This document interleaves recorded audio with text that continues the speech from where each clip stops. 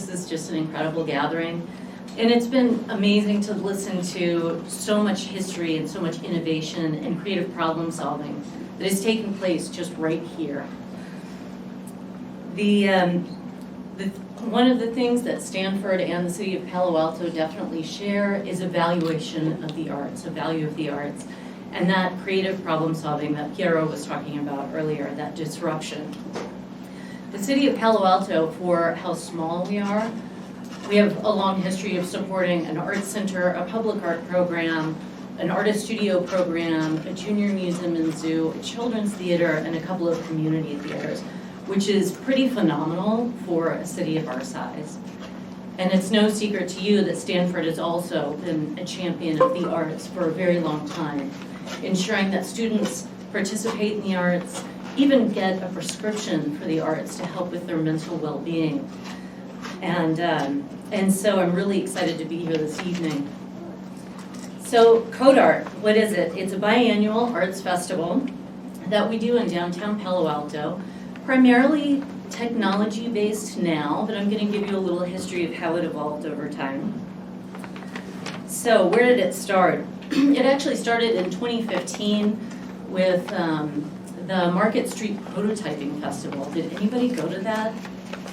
Long time ago. It was an interesting partnership between Yerba Buena Center for the Arts and Palo Alto's Planning Department. And Deborah Cullinan was part of that, so another Stanford tie. And so what they did was they had dozens of prototypes up and down Market Street to sort of test what kinds of additions they might make to make Market Street more alluring, make people want to linger and hang out there. So what we did was we decided to do a smaller version of that for our downtown and activate our downtown underutilized spaces. So inspired by that spirit of innovation and prototyping, we decided to commission a number of installations throughout downtown. You can see we also partnered with Stanford Arts here. And to kick it off, we had this panel about artists as futurists. And you can see that crowd there, and that was at Institute for the Future. So there was a lot of interest in this topic. And it was one of the first times that we invited creatives beyond who qualifies as an artist to come up with ideas about how to activate spaces.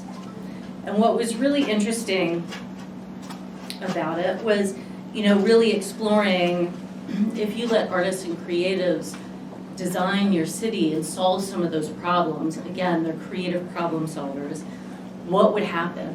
What would happen if, like with Tomo Sato's piece there, each seat, when it was occupied, played a different piece of the music, but you only heard the full composition when every seat was taken.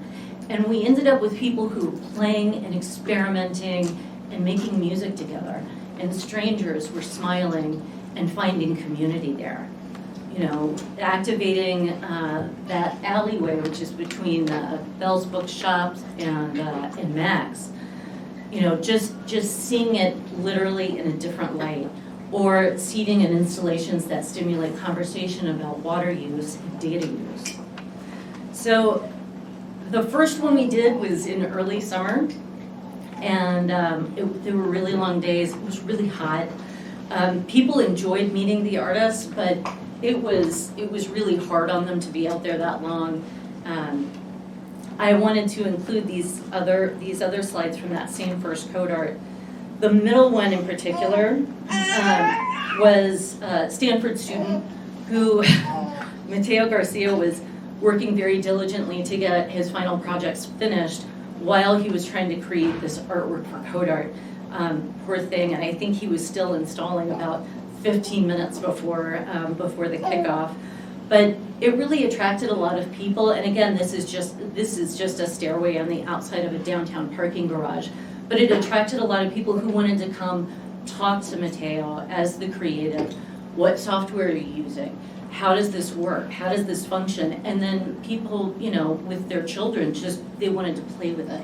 So it was this unique opportunity to celebrate the community that's here and think about what kinds of possibilities might we have in our downtown. The piece on the right was Street Talk by Eric Adegard and Patricia McShane. And so you can see this is very analog. And basically what they did was they asked people what they wanted to see in various aspects of their future city, in transportation, in parks and open space, in healthcare. So it was an amazing experience. We learned a lot. So this is how we decided to pivot, because we found that people really liked the illumination. They liked seeing downtown and these familiar spaces altered through light and sound and music and movement. People wanted something that was hands-on and wanted to be able to talk to the artists and engage with them. And also just that it was a free community event that people could do with their families that really celebrates the culture of tech innovation that is here. So the next time we went to do Code Art, we didn't get the NEA grant, unfortunately. And then COVID hit, and we'd already selected our artists. So we asked them if they would be kind enough to just hold for a year. So the contracts were deferred. The artists were amazing about holding off and pivoting some of their proposals to make sure that when we were able to do Code Art, and we did get permission to be able to do this, that people could participate in different ways, minimizing touch, making sure there was adequate space for social distancing so that people could participate to their comfort level. So the piece on the left you can see here is by Marby Studio. And it was this enormous screen, but it was double-sided. So lots of people could interact with it at any given time on Lytton Plaza. We'd gone to more of an evening event. You can see on the right, that's Liz Hickok talking to people. You know, back when we were all wearing masks all the time. It's kind of strange to look back on it now. But we were also really concerned with our small businesses and how we could partner with them and bring people back. So on the lower right, you might remember when University Avenue was still completely closed to traffic, but it did create this kind of playground that we could utilize in a whole different way. And you can see there on the four sides, there was a sensor that would sense people's hands. So you could have people interact with it, and they're facing one another and having that interaction with community, but in a safe space. We were also leaning into our local businesses and our partner organizations. We have galleries that we were very worried about. Pace Gallery, Pamela Walsh Gallery, Qualia, Bell's Books have been partners since then, bringing new and different experiences to supplement Code Art programming, and they're still with us today, and so we very much appreciate that. So then move forward to October 2023. Every year it's getting bigger and more ambitious. So this is an artwork that was in front of City Hall on King Plaza by Nate Moeller, who's from Southern California. Young artist. The selection panel loved his ambitious proposal. They loved it so much that they said, absolutely, that's what we want. So we called him. You remember this, Nadia? We called him, and he was like very excited, over the moon, and you could tell within about 2 weeks he was petrified because the proposal was so ambitious, and he started realizing just what a huge job this was going to be. So going back to that spirit of prototyping from the very early ones, Nate was experimenting with different fabrics, how to make these trees, what fabric does it need to be. He was sewing these in his parents' house and experimenting with fans so it could go up to the second floor. It was a pretty amazing journey, and he managed to pull it off. It was an enormous installation. All of the ground plane elements also respond to people moving through the exhibit. And he wanted children to interact with it. They wanted them to hug it, touch it, be part of it. So from that one, we also, so people wanted tours, but some people were afraid to approach the artists. And so we gave tours. They were very well attended. But the artists also really wanted to hear from the public, because it's a very tech-savvy public who had great suggestions for how to, how to improve upon it next time. Have you considered using this platform? Have you considered that? Have you considered the other? So all of the artists really appreciated having CodeArt as kind of an incubator for these projects that sometimes went on and had further lives. So here we started getting higher attendance, quite a few community partners, more of a following. And so on the left there is a piece by Stephen Wallace and Robert Fleming. You can see it responds to people moving in front of it. And then I was gonna just share a little bit about Helix seats on the right, which is by Newhouse. They're inflatable seats, and the lights are responsive to the amount of pressure. So how many people are actually on the piece at once, which is great. And when we laid it out, we had to be very careful and put plastic underneath it. And so I got pretty nervous when I looked out there, and there were full-sized adults just bouncing on it like it was their full-time job. And what I was seeing was, even my husband, but what I was seeing was one person would sit down, and then they'd notice the person next to them popped up, and then that person would do it and they'd pop up. And so it became like another version of this game and this interaction, and that strangers were having fun together and exploring a space they've been in probably a million times and never had that experience. So moments like that are pretty magical in what CodeArt is about. It really brings people together and celebrates community. So 2025, this last October, was our biggest ever.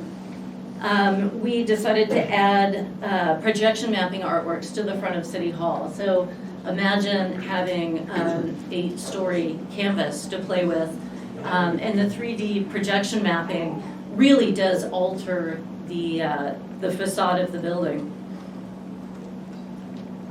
Newhouse was selected with the different projects that they had that was extremely popular. Glow Walk, Shagun Singh, New York artist.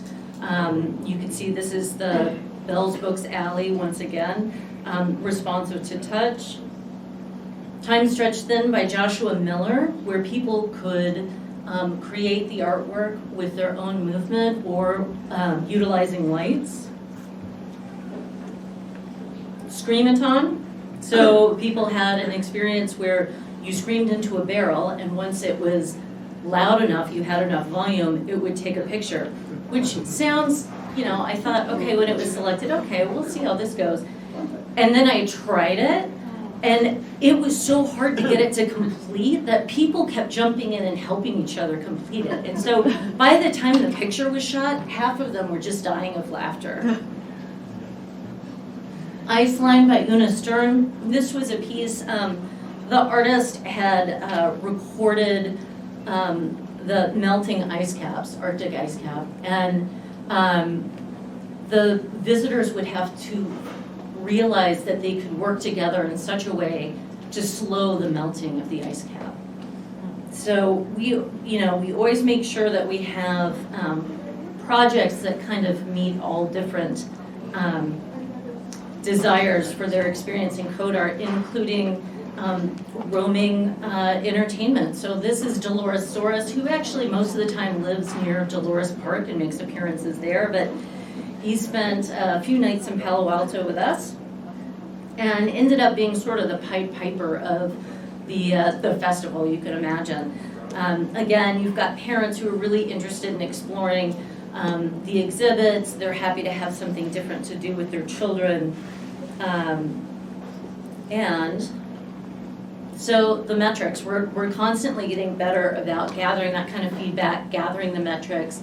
So our attendance just keeps growing and getting bigger. The artists we're attracting are getting, from a broader base. Lots of economic impact, which is great. We love that. But the other thing that we found that was really important was to talk about what is the impact of interacting with a stranger. What about that laugh? What about that smile? Are we actually building some community and connection through this? Really thinking about the physical and emotional health and making a more resilient and connected community. So we are planning for the next Code Art already. So mark your calendars, October 13th through 16th. We will have an open call for concepts that will launch in September.